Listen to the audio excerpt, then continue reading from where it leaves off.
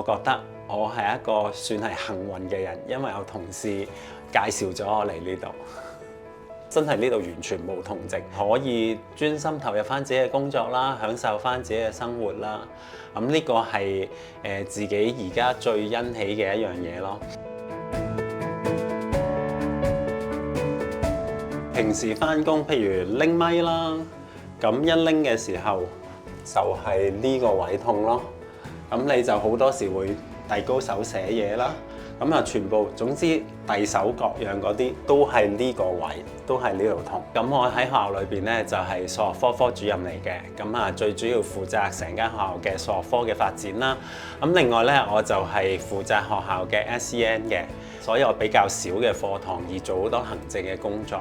有時可能一坐低對住部電腦咧，最誇張可以試過坐喺度成10幾個鐘頭嘅，日積月累嘅時候咧，咁就引致痛症啦咁樣。最痛嘅時候咧，係會朝頭早一定痛醒啦，同埋你遞起隻手都痛㗎，係我拎個牙刷都拎唔到啊！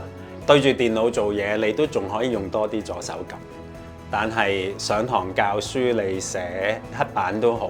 我都係右腰一定係右手寫嘅，改簿一定係右手改，咁呢啲都會有一定嘅影響咯。返到學校要當值，對住全校嘅學生，咁你梗係要拎咪啦，喺操場嗰度。誇張到呢，就係嗰支咪有幾重啦，但係隻右手都拎唔到啦。就因為有同事介紹，同埋同事話嚟呢度好啊，嚟試啦咁樣。對呢度嘅評價10分滿分嘅話呢，我諗我唔夠膽講10分，因為我驚人覺得我 hard sell， 但係9分或以上應該一定有㗎啦。作為香港人呢，多多少少都會有一啲身體毛病嘅，有時有啲痛症，你唔知自己個痛症究竟係乜嘢事。第一次上嚟，好快脆揾到我嗰個問題所在，然之後幫到我。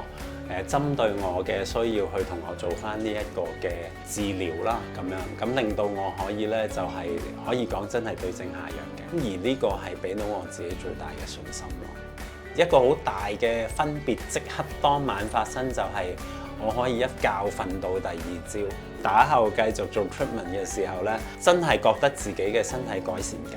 唔會話痛醒啊，唔會話再冤痛啊，唔會話天氣變化再翻發啊咁樣。背脊啦，個肩胛嗰度個位真係好好啦，完全唔同啦。而家基本上翻工右手寫嘢啦、揸咪啦，各方面都冇問題㗎啦。完全真係好似翻去一個自己冇出現過痛症嘅情況咁樣。幾投入自己份工作都好啦。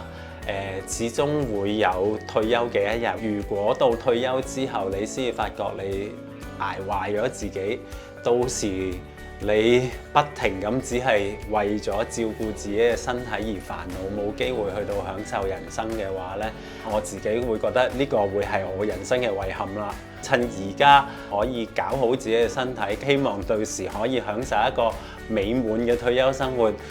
And 機能再生幫到我。機能再生幫到我。